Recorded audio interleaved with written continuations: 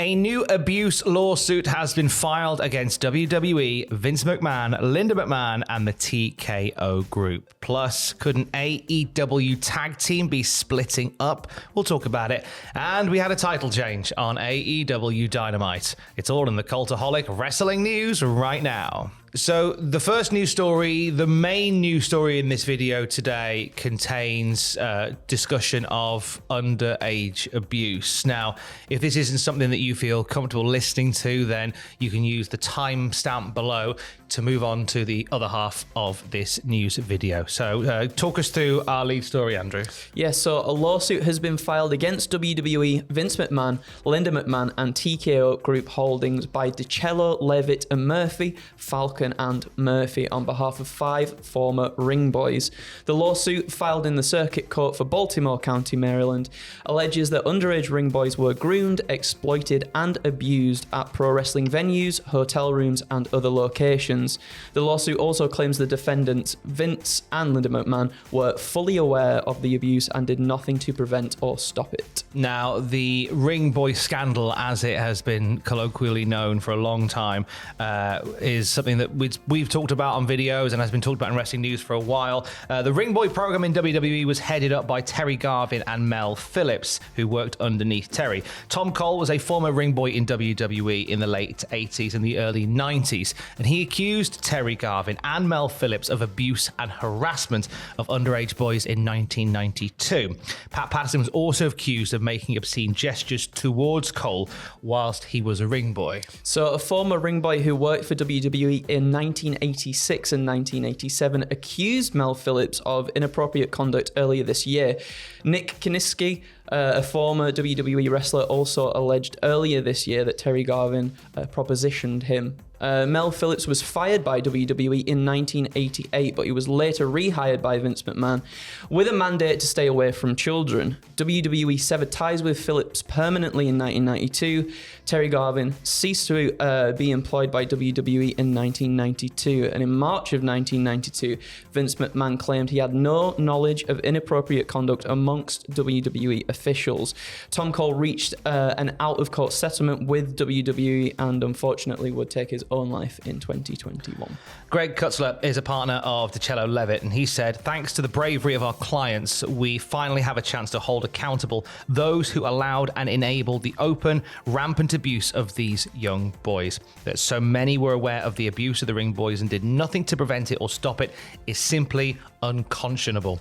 It was stated that the lawsuit was filed in 2024, as the ring boys, all listed as John Does in the filing, only recently learned of the depth of knowledge that the McMahons and the other people within WWE had about what happened to them, and the abuse in the company started at the top with the McMahons. Other factors listed were the possibility of coming forward without fear of retribution from Vince or Linda McMahon, recent changes in abuse laws, and the filing of the Janelle Grant lawsuit, which alleges Vince McMahon of trafficking, abuse, and harassment as well.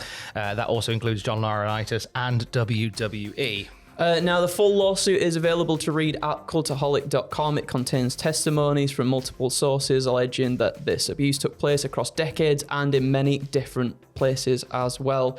The plaintiffs in the lawsuit are seeking a judgment against WWE, Vince McMahon, Linda McMahon, and TKO in excess of $30,000 and a jury trial. Now, Vince McMahon's attorney, Jessica Rosenberg, has released a statement to Brandon Thurston of WrestleNomics when this came out, and says, "More than 30 years ago, the columnist Phil Mushnick tried to make headlines with these same false claims. Those allegations were never proven and ultimately became the subject of a defamation lawsuit against Mr. Mushnick. The negligence claims against Mr. McMahon that were asserted today rely on the same absurd, defamatory, and utterly meritless statements by Mr. Mushnick. We will vigorously defend Mr. McMahon and are confident the court will find that these claims are untrue and unfounded." To quote by Jessica Rosenberg, the attorney for Vince McMahon. Now, as Andrew said, you can read the full lawsuit online, the full documentation online. It's not nice reading, but it is there for you as well. And when we know more about it, we'll put it there as well at cultaholic.com. AEW Dynamite last night, and potentially we could see a team breaking up. We could. So after a win on last night's Dynamite, whilst teaming with Daniel Garcia, Private Party, however, threw down the challenge. Oh my God, is that Private Party? They threw down the challenge to face the Young Bucks once again for their AEW World Tag Team titles. However, there's a caveat in it, right? There's a little something there. If Private Party lose, they will split up. Isaiah Cassidy made the challenge, and then that was something that caught Mark Quinn off guard. Matthew and Nicholas, with glee, they accepted, and the match will go down next week. This kind of like Stokely Hathaway has been the snake in the grass. He's been in the weeds trying to offer his managerial services to Private Party, and I believe last week he was like, hey, if you challenge them again, the Young Bucks, you should be split up, you should be done. And anyway, if that did happen, we all know Isaiah Cassidy is the real single star in this whole thing as well. And Isaiah had a little bit of a smile on his face following that too. So whether they either win and then have Stokely on their side, or if they do break up and Stokely maybe goes on to manage Isaiah Cassidy, remains to be seen. There's a lot of different moving parts in AEW, a lot of stuff that's being shaken up, and it's quite exciting, I think, at the moment. Yeah, I mean, I would agree if we weren't about to talk about Chris Jericho becoming Ring of Honor World Champion. Okay.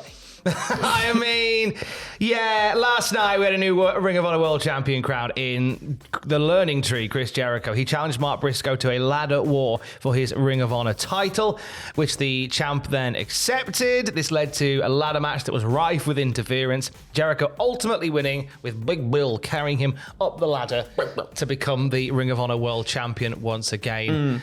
Fun finish to, but I don't want Jericho as Ring of Honor World Champion. There's more to the story. There's more to the story with him evoking, the name of the late Jay Briscoe to Mark. I think there's something there. Maybe when we get to its final battle, isn't it, in December, which is like the last Ring of Honor pay-per-view usually of the year for them.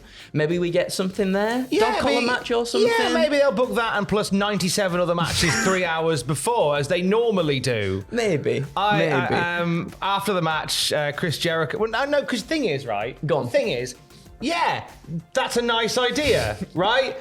Maybe we build to Briscoe winning the belt back. Nah! Because the moment that match finished, here's Tomohiro Ishii.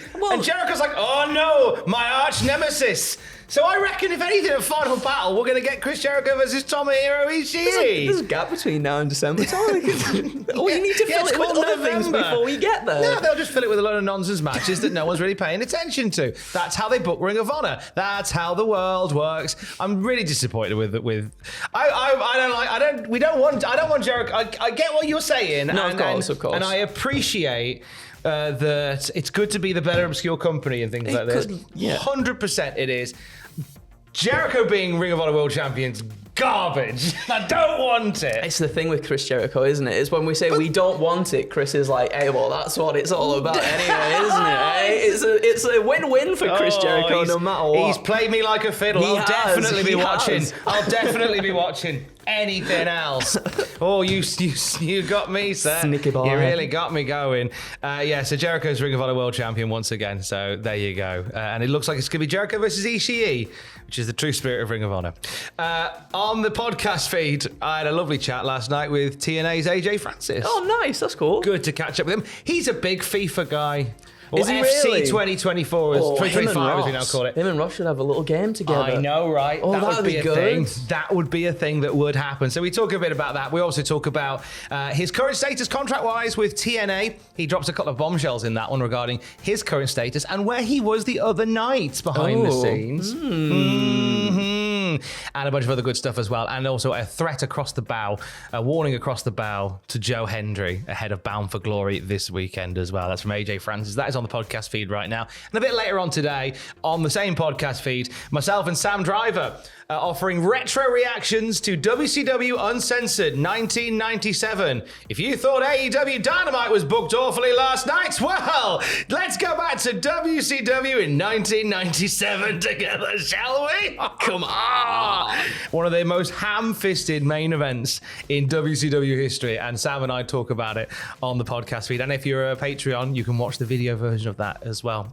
Anything you want to plug? I got nothing. Plug in your devices that make you happy. That sounds a bit weird. Because some devices, in different ways. What was that? Oh, PlayStation controller. That was my banana that yeah. I was shaking at you.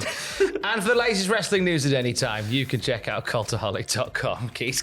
Love you, bye.